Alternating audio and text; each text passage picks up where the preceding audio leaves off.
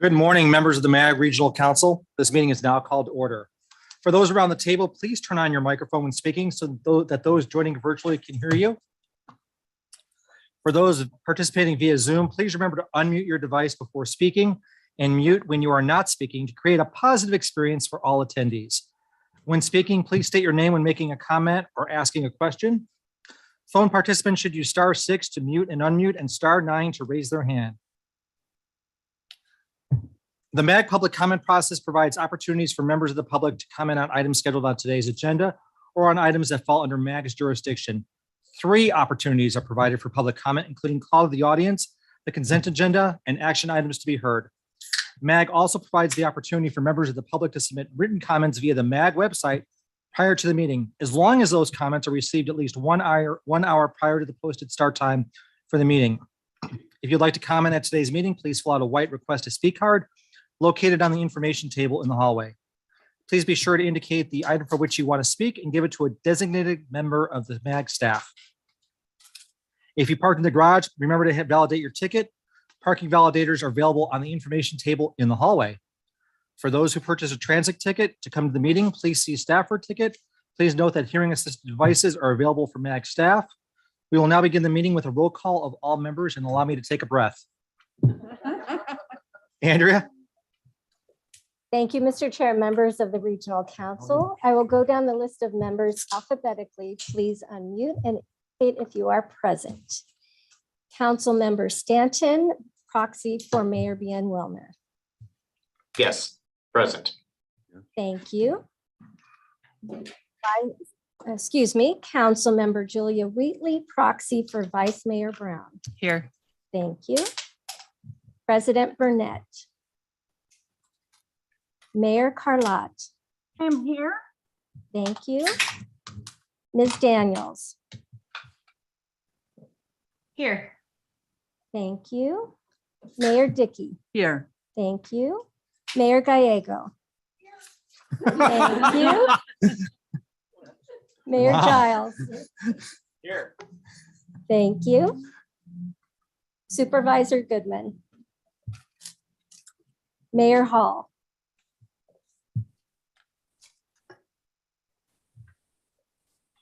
Mayor Hall. Mayor Hartke. Here. Thank you. President Javier. Here. Thank you. Mayor Emersillo. Here. Thank you. Supervisor Hickman. Mayor LaVault. Yes, I'm here. Thank you. Governor Roe Lewis. Present. Thank you. Mr. Meck. Here. Thank you. Mayor Molina. Present. Thank you. Mayor Orsborn. Present. Thank you. Mayor Ortega. Present. Thank you. Mayor Pereira. Mayor Bridget Peterson. Thank you. Mayor Les Peterson. Present. Thank you. Mayor Pizzillo. Present. Thank you. Mayor Riggs. Mayor Rodriguez. Mayor Schoaf. Here. Thank you. Vice Mayor David Smith. Here. Thank you. Mayor Nancy Smith. Here. Thank you. Mayor Walter. Mayor Wires. I'm here. Thank you. Chair Weiss. Here. Thank you. Mayor Wilson. I'm here. Thank you. Mayor Woods. And I'll just check back with Mayor Hall. Skip, are you on the line? Yes. Can't you hear me? Now we can. Thank you, Mayor Hall. Is there anyone that I missed? Mr. Chair, we have a quorum. Thank you, Andrew. Appreciate that. Before we get started with consent agenda and Pledge of Allegiance, I do want to welcome 2 new members. Mayor Nancy Smith, representing the city of Maricopa. How are you, ma'am? I'm great. Thank you. And you were elected. You were in office since when? I've been in office for 8 years as a city council Okay. member and then appointed Okay, good. And then Mayor-elect Julia Wheatley, representing the town of Queen Creek. Thank you. And it is mayor-elect, right? We can call It you is that? mayor-elect. All right, and you get sworn in January? That's correct. All right. Would you all please stand and join me in the Pledge of Allegiance, led by Mayor Eric Orsborn?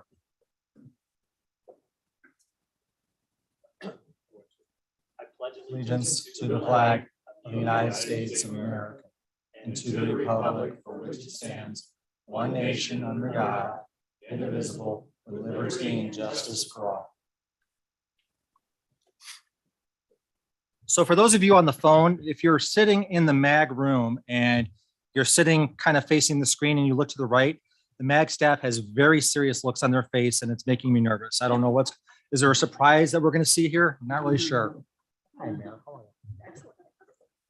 Our next item is 3 is call to the audience. Do we have any cards or anybody who'd like to speak? Seeing and hearing none. Anybody online? Thank you, Mr. Chair. We did not receive any written public comments for this item or any item on the agenda. Item 4 is the report from MAG's Executive Director, Eric. Thank you, Mr. Chairman. If we can go to the next slide. So for the last 15 or so years, MAG has conducted crossing guard training once a year. We used to do 3 sessions every summer. We took the pandemic off for a couple of years, but we energized that program in early August with 1 workshop, which was well attended. So this is really important. This is actually carrying on work that started with City of Phoenix 50 plus years ago. So continue to support this effort here in the region. Go to the next slide. So coming up next month, September 20th, is Age Friendly Arizona Conference. It's a virtual or in person. If you're interested in attending, there's registration information there. It is free, but you do have to register. So we have a number of attendants, I think 300 plus or so, close to it. And it's going to be a great event. So look, put that on your calendar. Hopefully you can make it. Go to the next slide. So this is very important. Next week on the 1st, I think that's next week, right? Yeah, next Wednesday, Thursday, September. How about that? At the League of Arizona Cities and Towns Conference, the Arizona meeting will be held. This is the annual meeting we have with elected representatives from Sonora. So this was started to help bolster the relationships between Arizona, the elected leadership here in the MAG region, and the state of Sonora and Mexico. So it's going to be a great event. Starts at 2:30 with a reception and networking, and the program starts at 3 o'clock. A number of mayors are participating in this. Mayor Wires, Mayor Gallego, Mayor Hermosillo, Governor Lewis from the Gila River Indian community, who chairs the MAG EDC, is actually going to be emceeing the event. So very excited about that too. So put that on your calendar. Hope you can join us. Be a great event. I think that's it. And go to the next slide. That is it. Thank you, Mr. Chair. Item number 5 is consent agenda. Are there any members who wish to have an item removed from consent agenda for separate consideration? Seeing and hearing none, can I get a motion on the consent agenda, please? Second. I have a motion from Mayor Bridget Peterson, a second from Mayor Eric Orsborn. Any further discussion? Andrea? Would you like to do a voice vote in the room, Mr. Chair? No, we can do a show of hands. What's easier for you? A voice vote in the room, and then I will call upon the virtual member. Okay. All those in favor, please say aye. Aye. Any opposed? I will do a roll call of the members participating virtually. Those in favor say aye. Please unmute and say aye. And if you are opposed, say nay. Aye. Excuse me, I will call your name alphabetically. Thank you. Let's start with Council Member Mark Stanton. Aye. Thank you. Mayor Carlotte. Aye. Thank you. Ms. Daniels. Aye. Thank you. Mayor Hall. Aye. Thank you. Mayor Hartke. Yes. Thank you. President Javier. Aye. Thank you. Mayor Hermosillo. Aye. Thank you. Mayor LaVault. Yes. Thank you. Mr. Mack. Aye. Thank you. Mayor Molina. Yes. Thank you. Mayor Pereira. Yes. Thank you. Mayor Les Peterson. Yes. Thank you. Mayor Schoaf.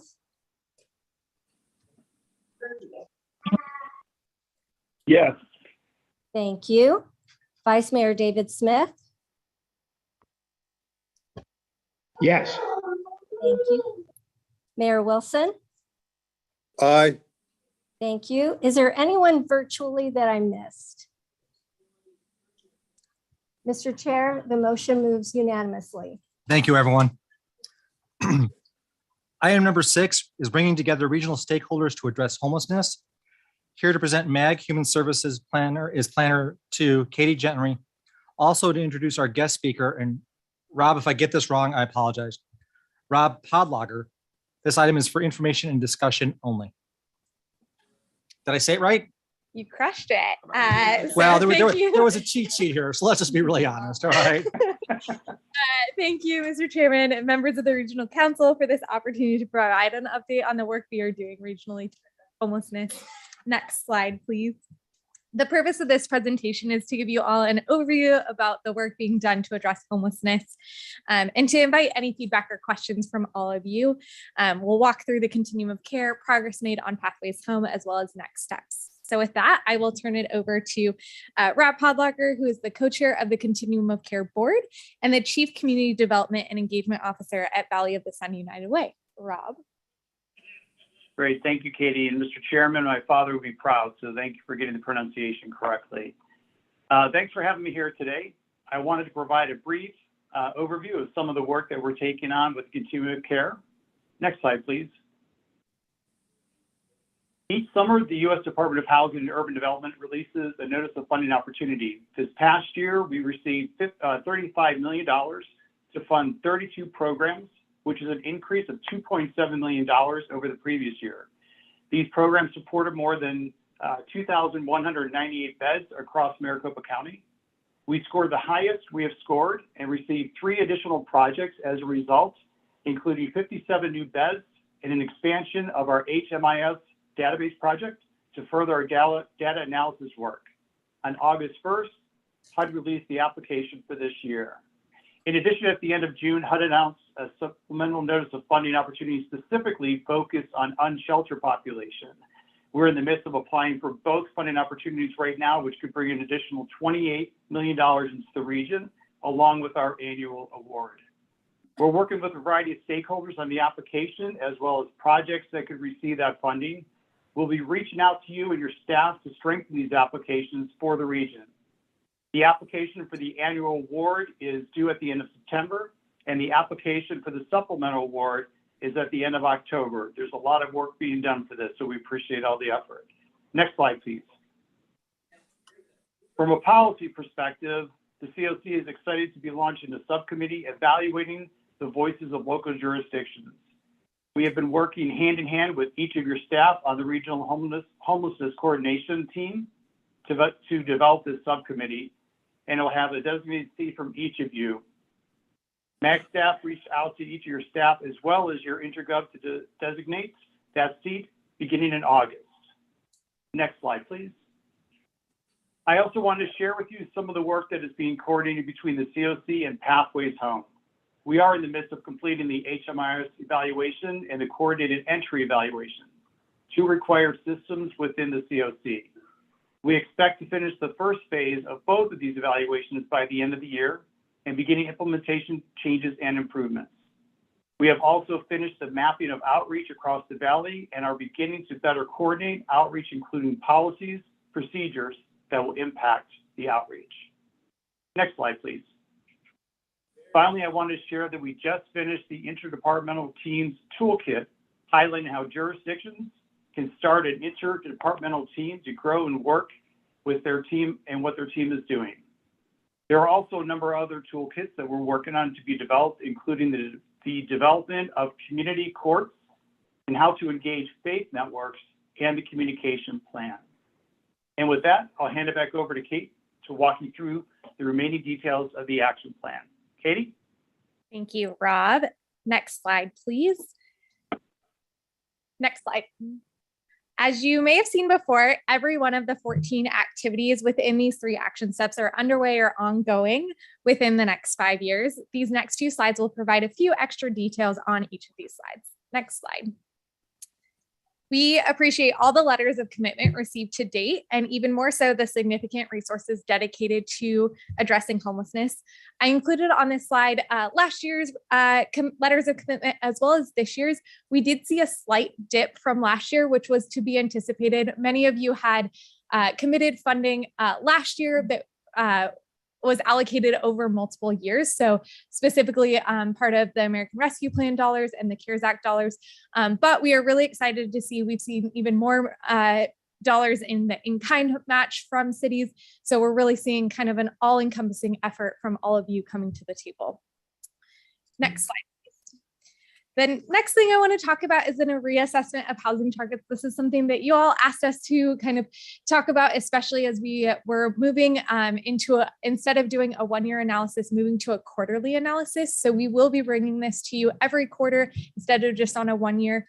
We've changed from looking at projections for the upcoming 1 year and instead looking reflectively on a quarterly basis. The last thing I will highlight is House America essentially sped up all your goals from 2027 to the end of 2022. So I'll also provide an update on where we are with those. Next slide. On the temporary housing side, we've moved from 770 units to now having a total need of 460 units. This is a slight difference from where we were before. The reason this need has gone down so much is because of all the work that you all have done. We've opened over 800 temporary units in the last year alone. Things like Respiro, the Washington Street Shelter, I Help in Peoria, just to name a few. We still do have a gap of that 320 that you'll see in green and 140 that have been committed that are opening between now and 2027.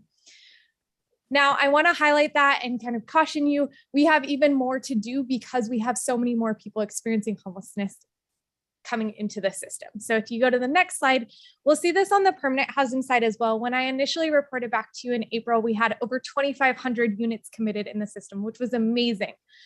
You'll see that committed is now down to 1,748.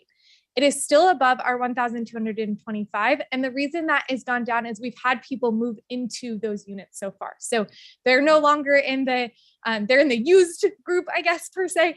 And so they're no longer available. So if we go to the next slide, you'll see this kind of comparison that we are anticipating to happen over the coming months. So our blue line is our supply. So all of the units that you all committed is slowly going down as we're moving people into those units.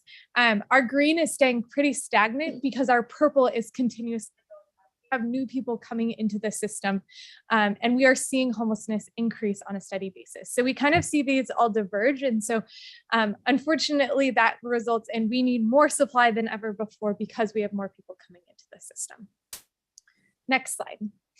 So going to provide a brief update on where we are with House America. So that kind of shift that you've seen from that 2,500 that we initially reported back in April to where we are now, we've had 832 people move into housing. That's 68% of our goal. And we are 60% of the way through the challenge right now. So we are a little bit ahead, which is really exciting. And we just need to keep pressing forward through the end of December to be able to meet that goal.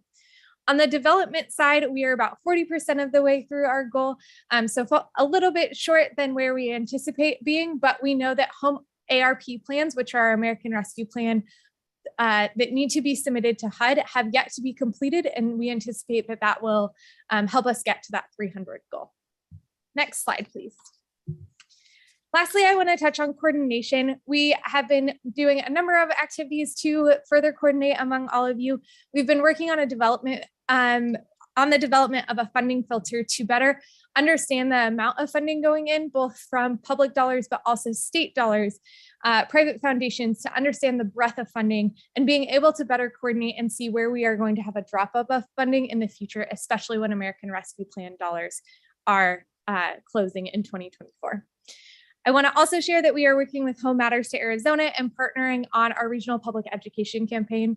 We are super thankful and excited to announce that Piper Trust contributed $65,000 to get us to our goal of $100,000. So when that campaign is ready to roll out, we will be ready to hit the ground running on those next steps. We're continuing to explore opportunities to provide regional support and coordination for affordable housing, including public and private partners. So we are in the very early stages of looking at what an affordable housing plan would look like and what next steps are. And then finally, I wanted to share with all of you, we are looking to collect success stories of what you all think is successful. If you could work with your staff and share those with us, whether it's an affordable housing development getting approved and starting to get built in your area, or you find a new efficiency that would be really helpful to share with other jurisdictions, we really want to highlight those successes. Next slide, please. Before I wrap up, I want to touch on just some next steps that we are working through. Next slide. We have various meetings, and then we also have on our website a calendar of all the meetings related to the continuum of care, as well as work within Pathways Home. You or your staff are more than welcome to attend any of these meetings, and please reach out to us if you have any questions on any of these meetings. So with that, I will finish my presentation and turn it back to you, Chair, if there are any questions. Katie, your passion and your energy is honestly, it's contagious. So keep that up, because that really helps us. Let me go around the room first. Is there anybody present who'd like to comment on this? Andrea, is there anybody online? Yes. Let me go. Mr. Chair, I'm sorry, Mayor Woods has his hands up. Corey, give me a second. I'm going to go to Mayor Giles first, and then we'll come back to you if that's okay, sir. That sounds great. Thank you, Mr. Chair. Sure. John? Thank you, Katie. Great presentation. Thank you for, I think like the last time we met, we were saying the good news is that we have goals for our housing targets. Better news is we've already accomplished those goals. And so I think we were encouraging you to say, well, give us some, maybe a little bit more of a stretch goal to work on. And I understand you're working on that. When can you give us a status on that? When do you think you're going to come back to us and say, hey, how about we go from X to Y as far as our goals? Thanks, Mayor Giles. I think the challenge for us right now is with kind of all of these different a stretch goal to 35% to reduce homelessness, because we're seeing so many new folks coming into the system. I don't know if we will be able to stretch to that goal, because most of our housing supply has been committed at this point. Jurisdictions don't have new funding coming in the next kind of 3 months. A lot of that has been committed. And so come November, when we come back to you with our quarterly update, I think we will have a better idea of kind of where those 3 different lines are coming together. And if we are able to increase that goal and say we can reduce by 35%. Our initial goal was to reduce by 25%. And so that's where that 1,225 came from, 25%.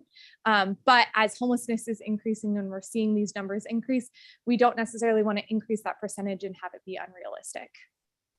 Well, I appreciate that this is going to be a quarterly issue that we're going to talk about, and that these goals aren't static, and that we can, as in real time, kind of respond to this issue. At the end of your presentation, you asked us to share stories with you. I'll take it, if you don't mind, just a short time. We all of us are in the same boat of wrapping up kind of our ARPA fund allocations and figuring out how are we going to try to leave some sort of a legacy impact on homelessness and other things with our ARPA dollars. And I'm pleased that my council has approved our city manager to go forward with purchasing of a large motel that will, I think, have a legacy impact as far as emergency shelter goes in our community. So I'll just pass that on, and as it's not in the bag yet, but the council has voted, and I think we've made some tentative agreements to accomplish that. So I'm happy to pass that on and look forward to hearing stories from our other communities as to how we're going to, as a region, respond to this challenge. But thank you very much. And Katie, I would ask, and I think it'd be helpful, and especially for some of the smaller jurisdictions, is when we hear stories like that, the smaller jurisdictions may have properties that fit into the building blocks you're talking about, the puzzle, but we may not know how to go about it. So as those stories are shared, it'd be really helpful to have the process shared with the members. So we can look at it and say, okay, this is how Mesa did it. This is how Phoenix did it. Can it work in Avondale? Can it work in Buckeye? So Eric, did you want to say something? You're good. Corey?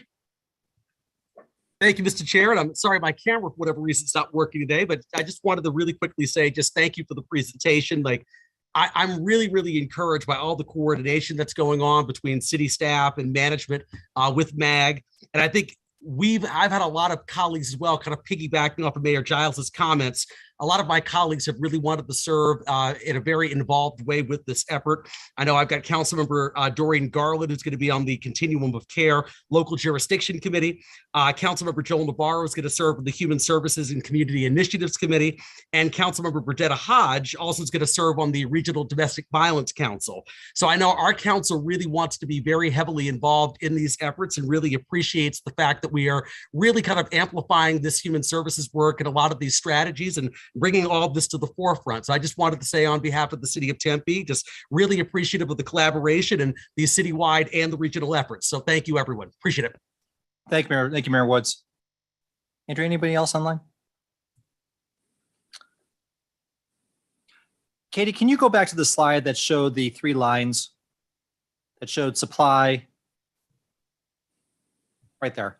I think it'd be helpful in the future, just for me and hopefully other members, when we talk about supply and new people coming into the supply chain, how many people are dropping out of that? How many people have found homes? How many people, because we hear about new people being added, but what is the net change there? Because I think that tells us if we're making progress in our efforts. So I don't know if those numbers are readily available at all, but if they are, and I don't want to get into every color of the rainbow up there. I think it gets confusing, but maybe just have those people who dropped off and maybe an idea why. Yeah, definitely. We can get that added. Thank you. I appreciate that. Anything else? Anybody? Okay. Appreciate that. Item number 7 is emerging economic and housing trends. This will be presented by MAG Regional Analytics Director Anubhav Bagley. This item is for information and discussion. Anubhav, did I say that correctly? I just want to make sure. All right.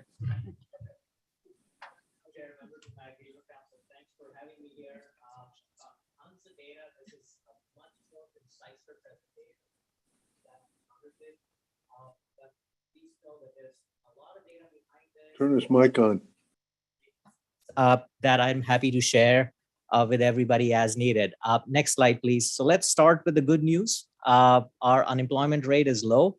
Unemployment rate in the Phoenix MSA, that is Maricopa County and Pinal County, is lower than the national average. The national is about 3.5% at this time. We are 2.8%. You do see that spike up during the pandemic, and then we got back, and we're doing good on that. Next slide, please. The thing that we've all heard about and discuss all the time is inflation. The green line here is the Phoenix MSA. Our inflation rate is generally always higher than the national average. Year over year, Phoenix did about 12.3%. That data is about a month old. The most current data for the US is about 8.5% inflation increase from last year at the same time. We're awaiting the same data for Phoenix, our region. Next slide, please. So looking at the housing construction, our housing industry completely changed since 2007. What you're seeing here is number of completions or the permits, certificates for occupancy that we collect from all our member agencies for Maricopa County. The early 2000s, we had on an average about 40,000 per year. 2005 was 48,600 some. It declined into about 6,000 in the peak of our downturn in about 2011. 2020 was higher. It was about 29,000. It's come down. Next slide, please.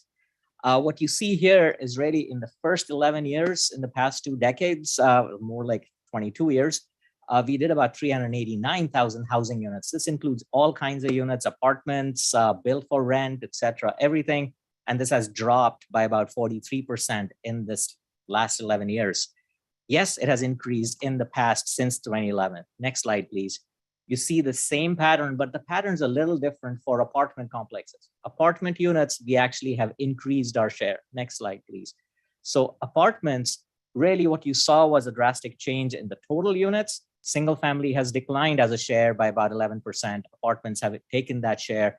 We've built about 60,800 some units in the past 11 years. Next slide, please. The other piece to look at is what is going on with vacant housing units. Back in 2010, our overall vacancy rate, number of units, was 16%. Of that, about 4% were seasonal, second homeowners, people coming in during the winters. Our structural vacancy, the units that were sitting vacant, was 12%. That is now down to 5%. You don't have a lot of vacancy rates. You don't have a lot of vacant units sitting available for rent or sale, etc. Next slide, please. So this is something that we've seen over time. Median sales price increased a lot. This number actually was 44% since 2020, was in 63% till last month. We're seeing a decline. We're seeing an adjustment coming down. The green line is for this year, 21, 22, 20. The gray line is last year. And you see about a 12% year over year increase in median sale price of all units. Single family units, median sale price is higher than others. It's about 500,000 in terms of the median sales price for single family units. With interest rates going up, you're starting to see, next slide, please, that this go from a seller's market to a buyer's market. The inventory, the first chart is showing you the amount of inventory that is listed for sale at this time. Last year, this time, we had about 10,700 units of all types listed for sale. That has increased. It's doubled. The number of days on the market has also increased, and one is expecting both of these to continue changing as the interest rates, if the mortgage rates continue out, the affordability is definitely lower. And so you see this more of a buyer's market at this time. So you're not seeing multiple offers, above asking price offers at this time. Next slide, please. This was interesting. In the recent past 6 months, 34% of the sales were cash, complete cash sales. Overall, in the past 5 years, it's about 25% of our sales for cash. It was highest back in the peak, as we were coming down in the downturn, in the big downturn, when you had distressed property foreclosures. That time it was about 48%, came down to 16, now up to 34. As the map shows, you're seeing it in all price points. It's not that this is only in the higher end or the lower end of the market. Cash sales are across the board, across the whole market itself. Next slide, please. So we're looking at what is driving our housing market up? What's going on? We are in an attractive region. We are doing great with all of the attraction of businesses, all kinds of economies changing. But we also have 26% of our housing stock, or 364,000 units, that are sitting in seasonal, people that are coming in over the winters, or investor-owned properties. And something changed in our market back in 2009-10, when you had large companies come in, buy single family homes in bulk to rent. And that's this. We have data on looking at where are these owners, what's going on with this. You're seeing a lot of that, but you have, the offer pads of the world and the Zillows of the world and, American Homes for Rent of the world coming in and buying large chunks. So 52% of these investors, their addresses within Maricopa County, 42% are from other states. That's what is that blue on the map. The red is international. That is Canada and other countries, Canadian property owners being the highest. Next slide, please. The other piece that changed in our housing market in the past few years is short-term rentals. So we have data looking at short-term rentals. About 1.2% of our housing stock, 23,000 some units, are sitting full-time in short-term rental. This is not one room being rented. This is the full house itself. This number is about 42,000 for the whole state. That is about 1.4%. Just as a comparative, Sedona is about 27%. 27% of Sedona's housing inventory is sitting this. That's why the city of Sedona is giving a $10,000 incentive to homeowners to rent to local people rather than from out of the city. So it's just another piece of the puzzle on what's going on with our housing market. Next slide, please. So we're looking at the rental market, or what's happening on apartment rent.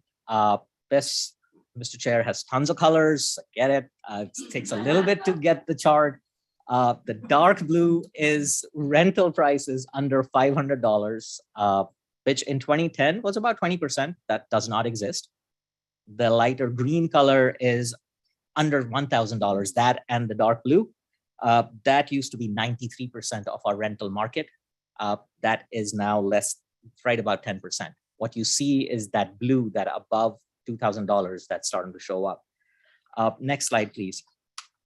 This chart gets to show you the fact that the newer construction apartments are charging about 25 to 30% higher than everything else. So the cost per square foot on an apartment rent in the new construction is about 25 to 30%, but that is also then driving the rest of the market up because they've increased their rent and everything else in that area is not available. Vacancy rate is lower. So that's what's causing that change. Next slide, please. So we have data on looking at where these apartments are that saw this high increase of rent, et cetera. And really what you see is those apartments that are in green really only had 25 to 50% rent increase in the past 5 years. The ones in orange and red were above 75 to 100% apartment rent increase per unit on these. Overall, if you look at this, where's my chart on this stuff? Well, since 2020, the apartment rents have actually gone up 36% on an average. So it's again an evolving market on that. Next slide, please. Same story on the home sales side of stuff. Sales here, dark blue, under 200,000, really non-existent anymore. Sales price under 300, the green and the dark blue used to be more than 90% and really is now close to about 13, 14%. And so completely a shift in our housing pricing market itself. And you've known all about that. Next slide, please. So really taking that and looking at household income starts getting us an analysis of what's going on with our affordability. And when we say housing cost burden, we're looking at households that pay more than 30% of their household income for rent or mortgage, et cetera.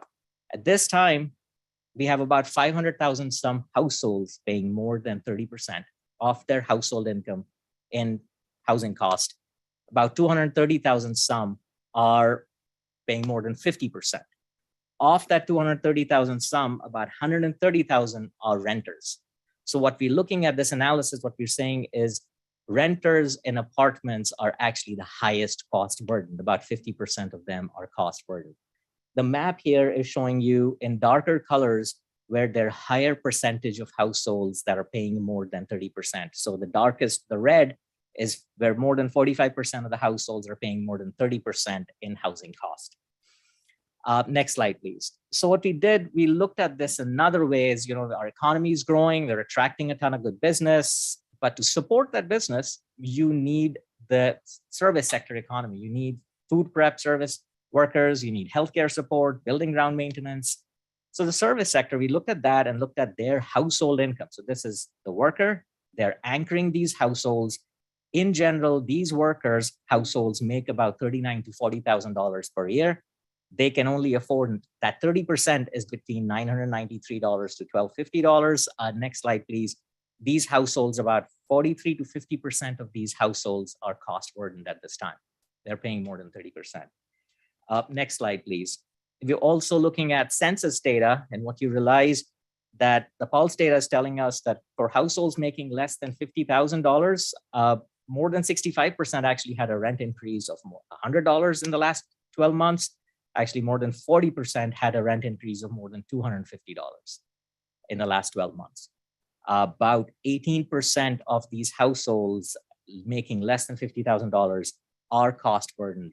About 18% actually have not paid their rent on time or are behind on their mortgage. Next slide, please. Finally, looking at some eviction data, we collect eviction data from county courts, and you're looking at about an 18% increase.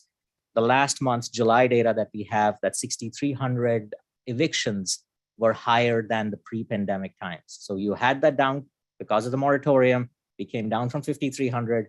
We're now above that period by about 1,000 more evictions in the last month. Next slide, please. And not a big surprise, about 72% of these evictions are in low income areas. So, again, one can collect this data and look at. Next slide, please. Finally, one slide without any maps or charts, lots of words. One of the things that we've been looking at is trying to figure out this housing shortage. It's not an easy thing to do. It's there's three studies, three pieces that I want to highlight. One was done by this group for Up for Growth, which said, Phoenix metro area, we had about an underproduction of about 108,000. Common Sense Institute gave us a big range of 11,000 some to 104,000. We saw an article of in the Republic about somewhere quoting about 270,000 for the whole state. What I want to highlight is really, this is a hard thing to put together. There are so many factors that go in. There are so many assumptions that go in. At this time, there are about 220-some thousand housing units that are sitting in active platted developments in this county, in this region. So how does one look at a housing shortage when you're already got so many units that are sitting in production in some form of it? So it comes down to maybe there is a housing shortage in terms of lack of choice by location, by housing type, by price, by access to services. Overall, this is something that's hard to answer, but we're happy to look at it if there is interest. So this takes a much longer thing than just looking at a couple of factors. Mr. Chair, with that, I end my presentation. I'm happy to take any questions. Incredibly thorough. I think some of the numbers, there was some audible gasps in the room on some of the numbers that are there. I guess my takeaway from this, and obviously we'll go around for the members, is the amount of investor-owned properties. And we all understood that in 2009, 10, and 11, investors stepped in and bought properties in bulk. And even though it's a percentage, it's not a incredibly huge percentage of the amount of housing stock, but it still has an impact along with short-term rentals.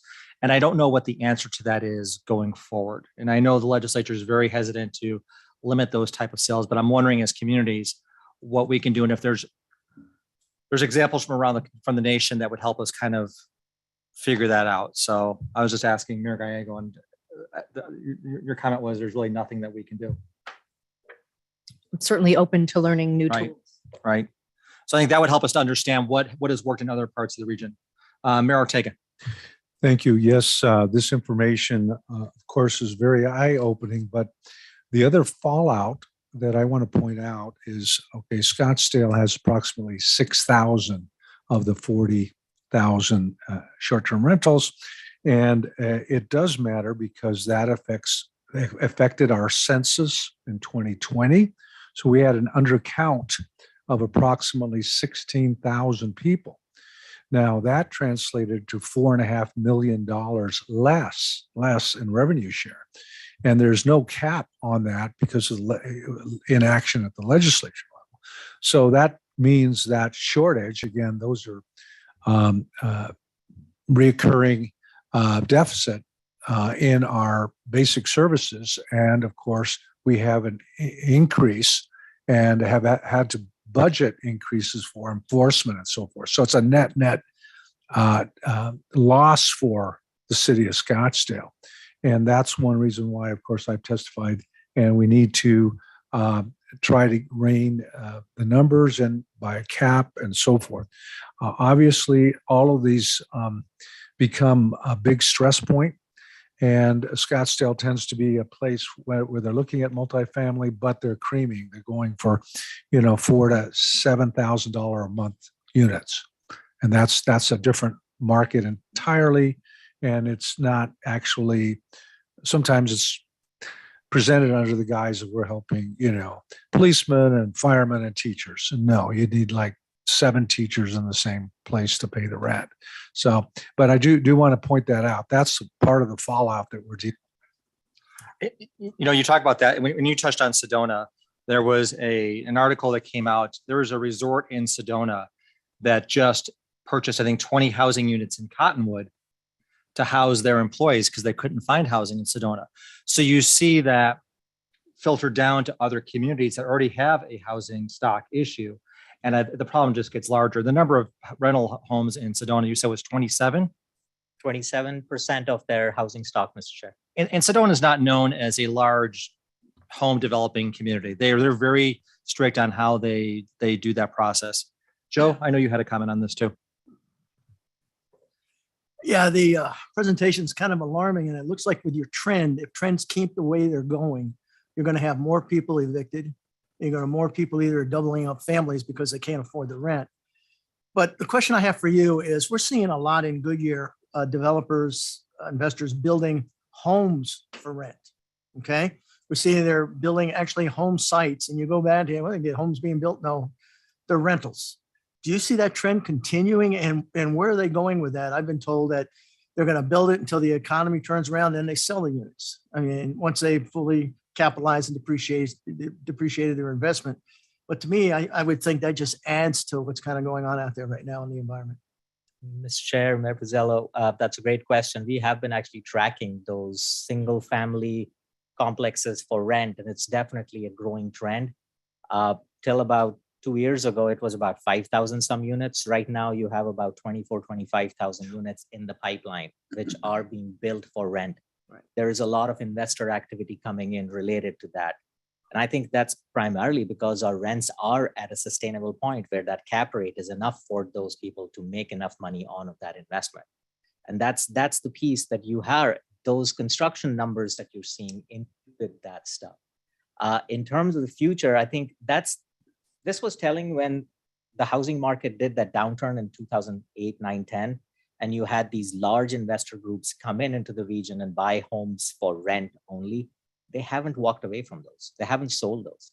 The only ones that have sold in the recent past was when Zillow and now OfferPad are leaving the market, but that's changing of their business model. They are not. The ones who bought it for rent are still getting a good return on their investments, and they're still continuing to keep that.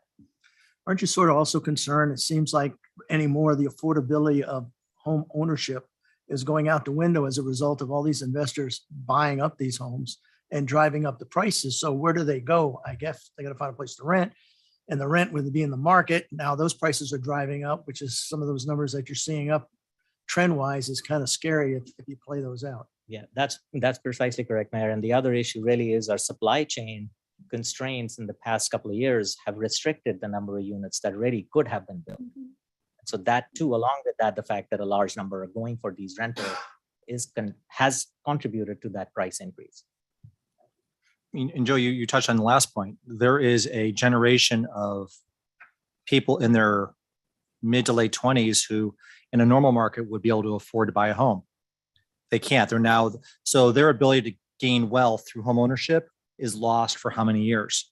And what's the long-term impact of that loss of income or revenue? Jenny? Thank you. Thanks very much for all this information. How do you see this affecting? Well, I think last year we did the condo termination bill, which it's going to be prospective, which at least was something. But how do you see this affecting an argument should that by right bill come back? Does this help or hurt? I didn't see a lot about blaming cities for our zoning for a lot of these problems, but I know there's a lot of talk about that at this point. I want to turn to my boss on this one. Yeah, I'm phone friend, right? It's really tricky. One of the slides that Bob had up was the different estimates and what the housing shortage is. And I think that's really telling because I've been doing demographics and housing projections since I was in graduate school. And it is really difficult to do because household formation is tied to economic cycles too, very strongly. And so once again, good times, people tend to unbundle households, and in bad times, they bundle back up. And so, and what we don't know right now, because of the pandemic, we think there are a lot of people that did double up during the pandemic because of the necessity of having to do that. On the investor-owned side of things, I wanted to caution people because it's not just the short-term rentals. It is this new product, the build-to-rent market, that is really emerging across the country. And what the developers will tell you, whether you believe it or not is a whole different issue. They'll tell you they're providing this product because new homeowners, people who aren't in housing today, can't afford the kind of down payments, especially as we saw prices escalate significantly. The third point I'd like to make too, and this is really telling, the new product entering the market is significantly more expensive than existing product. And both of those trends, the new product is, having to do with building materials and labor costs and inflationary pressures. But the market, because we started to grow so much more quickly in the last few years, the housing supply just hasn't quite caught up again. And combined with the supply chain issues, it makes it really difficult. So, but I think we're starting to see some adjustments in the market that I think will happen. Mortgage rates have moved up significantly, and that causes a decrease in affordability too. So just wanted to make those points. Mayor Carlott and Ms. Daniels had their hands up too, just so you know, Chair. All right. Jen and Kathy, I'm going to go around the room here and then I'll get to you online. Bridget? Thanks, Chair. I just want to say in Gilbert, we're seeing like everything you've outlined. I hear from residents that their rent's being increased $600 a month, $800 a month, and they can't afford where they're living currently. So they're having to move to other cities, but it's hard to do that even. You can't necessarily move to other cities. I spoke to somebody just this week on Monday that said she's moving to Oregon. I think a lot of people left Oregon in the past 2 years, but now the prices there are much lower. So people here are going to leave here to go there. We had Elliot Pollock come out and share his study, which I think many of you did at our council meeting. And I pointed out the fact that he shared with us that in order to afford an apartment in Gilbert, you had to make $45,000 a year. And my salary as mayor is not $45,000. So I wouldn't be able to afford an apartment in the town that I serve with the rent. Thank goodness I have my husband and a home. But it's an interesting concept when you think about it from that perspective. And the rent to own neighborhoods that we're seeing pop up, I think is the developer's answer to the no multifamily in my neighborhood answer, because they're not coming in to build a 4 or 5 story apartment building. They're coming in to build single family homes that are just a little neighborhood right next to your neighborhood. And I think it's very easy to come in and do that and make the neighbors around you much more happy, right? We had an annexation for property last night that's probably going to be just that in Gilbert. And we're seeing a lot more of those popping up. So I think that's possibly the developer's answer to the no multifamily in my backyard. Yeah. Thank you. Thanks, Chair. Kate? Thank you. I always enjoy your presentations, and this was very timely and useful information. Could we go back to the slide with the housing shortage that Eric mentioned? You had mentioned when you were speaking on the slide that we could do a little bit of a deeper dive on the data. That would be very helpful to me. We are right now, as Mayor Dickey alluded to, having conversations with the state legislature about whether municipal planning and zoning is the primary cause of inflation and growth in the housing price market. And I think this illustrates that we are platting and planning developments, and that it is a much more complex, but based on this data, I would say the primary cause of housing inflation is not a lack of active platted developments. Would you agree with that? Yes, Mayor. Thank you for the comments. Absolutely, I would agree. The fact that you have 221,000 housing units sitting in active platted developments, they're approved. And that does not include your Douglas Ranches and the Belmonts and the Festival Ranches and Superstition Vistas. This is what is active and platted at this time. We're seeing completions coming in from these. Of that 221,000 at the last count that was approved, we have about 30 or 35,000 that have already been built. So yes, that number is a little lower, but that number is there. We'd be happy to come back and explore with other ways on how to look at this housing shortage. We're also looking at what other peer metro areas are doing. Seattle's doing some work on this. I've seen some work being done in Texas on this. I've seen some work being done in Atlanta.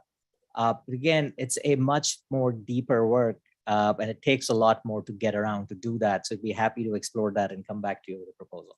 That would be wonderful. And I think Jen Daniels has a very prestigious housing fellowship where she's studying this, and maybe there are partnerships with other organizations that can help us, but this seems very relevant to the public policy debate we are having now. Did you have a slide on what % of our housing market is owner occupied and how that has changed over time?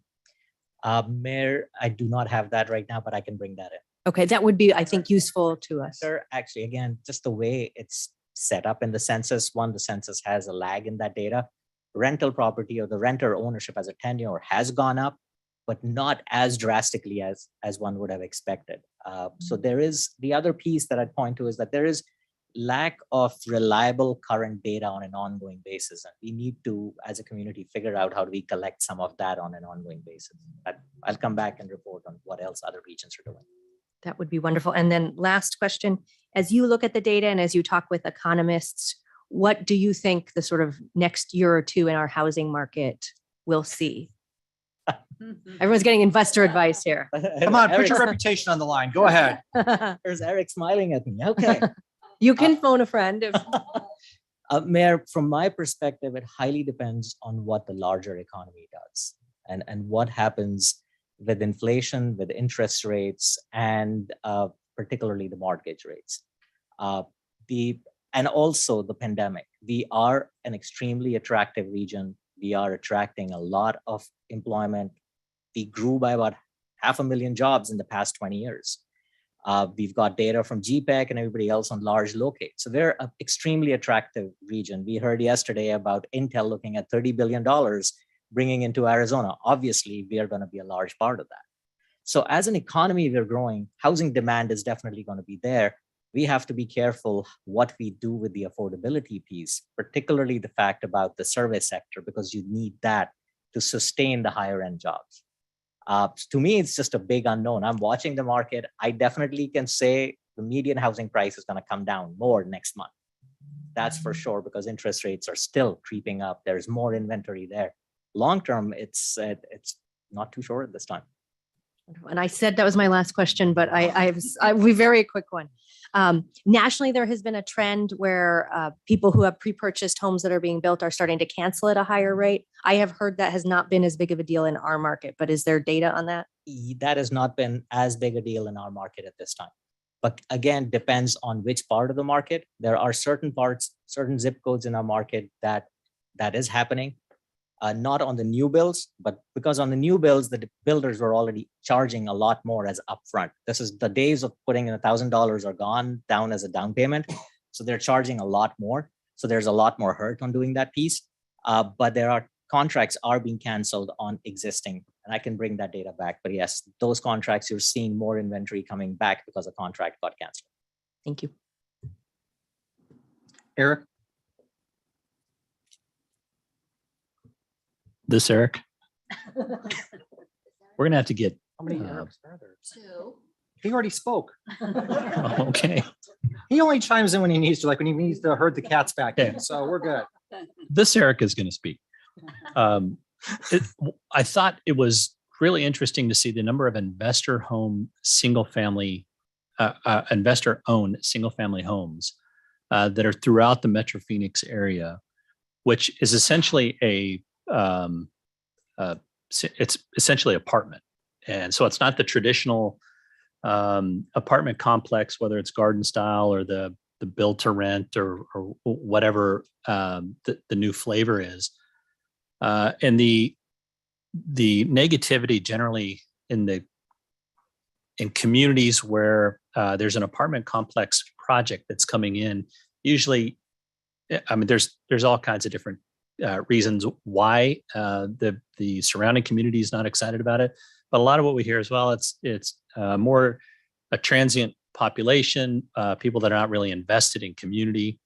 And we sort of by default, with the way the market is, have taken what was a traditional garden style apartment complex where the real rental was, and now have spread that out through the community within neighborhoods that are the typical single family permit. So not really a question, just kind of an observation. I think, Cherry, you kind of hit on that too. That's just interesting to see the facts and figures. And I really, really appreciate the data that you're bringing. It helps to make better decisions. We had the same dog and pony show with Elliot Pollack and Nico Howard and his group that came out, and they spoke about the economic development impact of housing currently. And I think we've talked about this here before. We have, I think every community here has a lot of economic development that's happening in your community. It's a very desirable place to come to here in the Metro Phoenix area. But if we don't, and so we're running around high-fiving one another and celebrating these businesses that are coming in. If we don't figure out the housing quick, that is going to shut off, because if employers are coming in and workers don't have a place that they can buy a home or afford rent in an apartment or whatever that looks like, this will become a much, much less desirable location to move to. So that is something that we have to get nailed down. And going this far down the number of people that have already spoke, half of my points have already been, actually most of my points have already been taken. They weren't good ones to begin with, but that inability to gain equity for those 20 or 30-year-olds that are buying their first home, that is really going to have an effect on the market moving forward. So now, instead of being able to sell that first home and have equity that you can use to go up into your move-up home, now in a build-to-rent scenario or some of the new product that's coming on or being forced to rent for a longer period of time, you're not building that equity and getting into the game as early in life as and I know you have firsthand examples of that where Chair, you shared before. So in housing in general, there have been some bad actors and some projects that probably should have gone through but didn't for one reason or another. NIMBYism always gets thrown out, but there's water issues or transportation issues, or every project is unique, and there are a lot of different reasons that projects do not get approved. Last year in our legislature, there was a by right housing or a by right zoning bill that I think would have been incredibly damaging to communities throughout the state. But we were seeing that specifically in the city of Buckeye. I know everybody in here is dealing with that same thing. So instead of that being approved, there was a housing study committee that was created at the legislature. They had a meeting yesterday, had the opportunity to go and speak at. Mayor Woods is part of that. And actually, it is a great, great conversation. It's not an easy solution. And I think I'm hoping that committee is really understanding that. I think all of us understand that there are a lot of different factors that go into housing, the cost of, the supply of.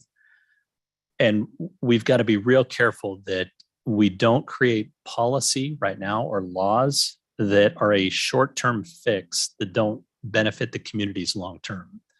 I think we see an issue and want to jump in and say, this is the real easy fix. And one of the very easy ones is to run to zoning, especially when you're hearing one side of the equation talk about how difficult it was to get a specific project through. Not every project is like that, and every project has different reasons for the way they navigate through the process. But if we just do a blanket fix, one size fits all, I think we're going to be in big trouble moving forward and trying to undo something that we did not consider the consequences of previously. So I'd encourage everybody here. I know Mayor Woods pays very, very close attention to these because he's on that committee. But everybody here to make sure you're understanding what's being talked about. They're citing examples in different municipalities that may or may not be the right examples to be creating policy around. So, Chair, thank you very much. I would agree. Thank you, Eric. Kathy? Yes, thank you. Thank you. And Mayor Osborne, you spoke a lot about what I was going to say. I really wanted to talk about the Housing Supply Study Committee. The League is very active in that. And the zoning by right is extremely detrimental. This committee came out of that, but I anticipate that it's possible that we are going to be having that same legislation coming back to us again next session. And, I actually appreciate the innovation that our housing market has shown with the rent to own, or the rental homes and all of the ways they have tried to build things that can enhance the marketplace and, for whatever reason at this time. But there's something that we never ever talk about. We always talk about them building apartments at market rate and homes at market rate, but the market is not outside of the reach of our home builders and apartment complex builders. They do have some say over what that market rate is. And so it is not just the fault of cities and permitting, and it's not just the fault of NIMBYs. They do have the option of charging less and making a little bit less profit. And that's something that never ever enters into the conversation. And so I just want to put that out there. That means the possibility to charge less. And for all of us to be wary about what is going to happen in the next session. Cities and towns cannot be made the whipping boy, if you will, for everything that happens, and that the Multi-Home Builders Association and other lobbyist organizations might be taking opportunities to say they need to create overriding legislation for the entire state right now based on how much money they can make and what their profits would be. There. You don't have to read between those lines, do you? Thank you. Kathy, thank you for sugarcoating. You're welcome. Jen Daniels? Thanks. Appreciate it, and really appreciate this dialogue. And as a sort of teaser for next week, there are several housing panels at the League Conference where I think this dialogue will continue, and it'll be a great opportunity for us to share ideas and best practices and others. One of the things that we're really finding a gap in the data as we do a deep dive, and Mag, you guys have been terrific at providing, detailed information and data sets that can be used to understand really what's at the root of the problem and some of the possible solutions. But the gap in the data is, and I know most cities don't track this, but I would suggest that we start, and that is when an application is filed, but it never actually proceeds all the way through the process, meaning there isn't ever a vote. For whatever reason, it may stop prior to it going to a hearing. We don't track the reasons why. And so a lot of times I think cities sort of take up, or take up that mantle of, or it's put upon us that it's city's fault that it doesn't move forward. And that just isn't always the case. Sometimes it's a financial interest. Sometimes it's a, discrepancy between the landowner and the developer. And there's a variety of reasons as to why. And I think you just touched on that as well, Mayor Osborne. But I do think we need to start tracking those reasons why, because the data is going to make a big difference as we continue this dialogue. And the other thing I just want to point out is this is not going to be a quick fix. This is going to take several years of effort and of, trying different things. I do believe as cities, we can move things a little bit differently and perhaps even a little bit faster. That would be the goal. But I know our planning staffs are overwhelmed. Our development services teams, our engineers are extremely overwhelmed, every single one of them, because of the quantity of activity. So we need to take that into account as well. So I just sort of flag those couple things, and then can't wait to continue this dialogue. And thanks, Avidav, for your great data sets. Andrea, anybody else? Yes, Mayor. Thank you. In the city of Maricopa, we have a new apartment project that was just approved, and the first of its kind in the city of Maricopa, where the apartment complex, if you rent for 5 years, provides you with, I believe it was a $10,000 down payment for a home. I'm curious if you're familiar with that type of project, and if so, has it been successful in other locations? Mr. Chair, members of Regional Council, Mayor, no, that's the first time I've heard something like this. Yeah, it's pretty exciting. It would be interesting to find out. Interesting. Okay. Definitely. All right. Thank you. Can you have your team provide MAG with some of that information, and they can Absolutely. parse it out to members? Absolutely. Because I think that would help us. Because it is exciting, right? It is. Yeah. It is. And I kind of want to put a bow on this for the end, because I want to get into Nathan's legislative update. I think when we talk about where cities get blamed for delaying the process and being part of the problem. The truth is that landowners go in and they get zoning and they get the land entitled. They get that entitlement and they may hold on to it or they may sell it down the road. But some developers never have the intent, or landowners never have the intent of developing the land that they have. It's a commodity to them. They're going to sell it. They'll tie up that land for years. And I think that's also a message we have to get out. In the city of Avondale, just on Monday, we approved, and the bigger cities will laugh, but a 9-story apartment complex in the city, parking garage, everything. It's gonna be 9 stories. That's 650 units. That takes, just in one area of the city, when we're built out, will be almost 3,000 multifamily units. The problem isn't with cities. I drive through Scottsdale and I drive through Buckeye and Goodyear and Phoenix. I don't drive through Fountain Hills that much, sorry. Construction is not the problem. The cities are not getting in the way. And I think Kathy's right and Jen's right. That message has to get out. And I think we, as an organization, as a MAG organization, as we get these updates, we need to engage with Arizona Multifamily Association. We need to engage with the home builders. We need to engage with WeServe, who is the largest real estate organization in the state with 26,000 members. And when I say we, I don't mean individual mayors. I mean this organization engaging with them and saying what their pain points are. Because as we learned from Prop 400E, we didn't understand the full pain points of people who had an issue with it. I think we need to do a better job of an organization. And I think we have time to do that before the next legislative session. And I think we need to build partnerships there. When it comes to the for rent single family, the discussion that I've heard from a lot of the developers is we build these properties as single family rentals, and we'll get to a certain point where we do depreciate them. We do everything we need to, and then we will sell them off as garden homes or patio homes or something in the future. And I think that's something where the cities can press those developers as we're approving those developments. What is your long-term plan for this property? You're building 300 single family rental units.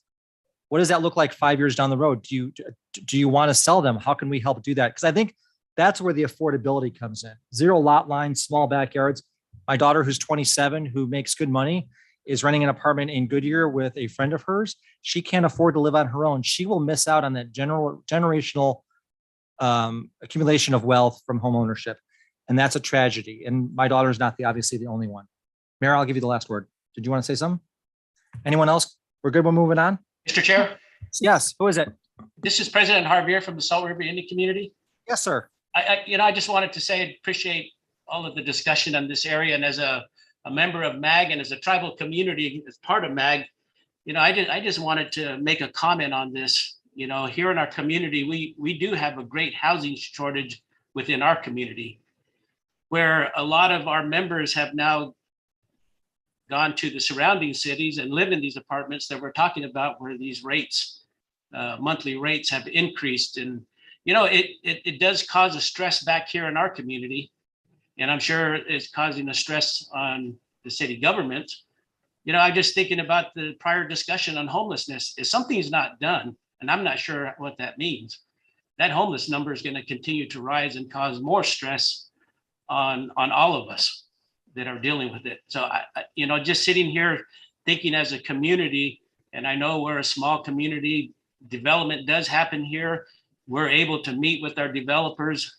And, I know they want breaks on their development. I'm not sure how that works in the city, but I know developers that get those loans want their investment that they put in the ground is back as soon as they can. But somehow we need to look at the development that's happening and see how we can work with them, that ultimately it doesn't go back to those that are in these apartment complexes or in the homes. I don't know how that happens, but if something doesn't change, I just see there's going to be more stress on city governments and tribal governments in trying to work with the issue. And I guess I'm speaking about homelessness because that's where it's leading a lot of this. But I appreciate all the discussion on that. I just wanted to make a comment as a tribal government, as part of the organization. Thank you. Oh, sir, we appreciate your perspective, and there were a lot of nods around the room. So I think we hear what you're saying. Thank you. Thanks, Chair. Chairman, just one follow up to your comment about the single family homes that are being developed to rental units. They're all being developed on one lot owned by one owner. So it's going to be interesting. I've asked this question. It's going to be interesting to see how that plays out in the future. If it's If it's one lot with one owner, how do you then subdivide that subdivision? It wouldn't be easy to make that then a subdivision so that homes could be sold individually. So I'm asking the questions already. No, and I appreciate that. And I think it's all of us need to ask those questions as we go forward. Nathan, we have the legislative update.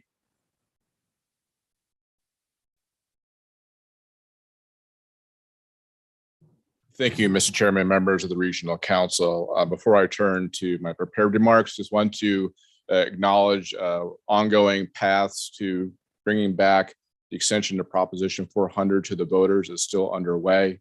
Need to be careful how we talk about these issues. However, much of this is going on with an e-session with the Executive Committee. But suffice to say, we are examining a number of paths to bring that important reinvestment opportunity and transportation back to the voters in this region. Next slide, please. But with that, I'll divert your attention to recent going-ons in Congress, the administration. The Inflation Reduction Act was passed, signed into law on August 16th. This is a reformed, revised legislative effort, formerly initially understood as the Build Back Better legislation. We've been tracking developments, provisions through our national associations and others on this legislation. The provisions in the Inflation Reduction Act focus mainly on social infrastructure and environmental issues. With that, I'll focus on transportation provisions. However, just noting, of course, seeing a 3-year extension of Affordable Care Act, some Medicare provisions, some methods to raise revenue. But with that, on transportation related provisions, seeing $2 billion for low carbon building materials for US DOT grant recipients, $3 billion in seeking ways to modernize port facilities, to reduce air pollution, over $3 billion to mitigate existing transportation facilities. An example of this is the neighborhood access and equity grants, which would mitigate and redesign roadways to make them safer for folks, and especially encouraging active transportation facilities around those existing points of infrastructure that are unsafe at this time. Perhaps one of the biggest items of note in terms of interest among population is around electric vehicles. We're seeing a fleet revision with the U.S. Postal Service investing $3 billion for electric vehicles, and also that $7,500 tax credit for EVs on the consumer level. There's a lot of qualifiers that go into that as well, especially those that are made in the United States. And also note as well, because we talked about this with the significant influx of funding for transportation, was the how does US DOT and Federal Highway Administration manage all this? So we're seeing $100 million for expediting some of those permitting reviews to get those projects done. With this, of course, this is the legislative component. There's the implementation component that's yet to come. So we'll monitor this through our national associations and our federal partners for the implementables, the guidance, and how we get this done, especially grant opportunities for member agencies, and we'll bring back updates as warranted. With that, Mr. Chairman, that completes my presentation. I'm available for any questions. Nathan, you heard the previous conversation on housing trends, and you heard kind of the comments on the legislature putting the blame on cities when it comes to development for houses. Kind of give us a recap just briefly of kind of where that went last year. Who were the leaders on presenting that bill, and kind of where do you think it's going to go in 23? Mr. Chairman, members of the Regional Council, admittedly, we do track housing issues, of course, as was provided in our update. However, always looking for opportunities to expand our legislative tracking more actively in other areas, such as housing. To date, historically in MAG region, housing has been a local effort, but obviously increasingly we're seeing this as a regional conversation as well. So we'll continue tracking those in the upcoming legislative sessions. Thank you, sir. Any questions for Nathan? Okay, thank you, sir. Do any members have a request for future agenda items? Seeing none. Comments from the committee? Birthdays, anniversaries, new grandchildren, new puppies? Nothing? Okay. We are adjourned. Thank you, everyone. Be safe. Everyone talks about puppies.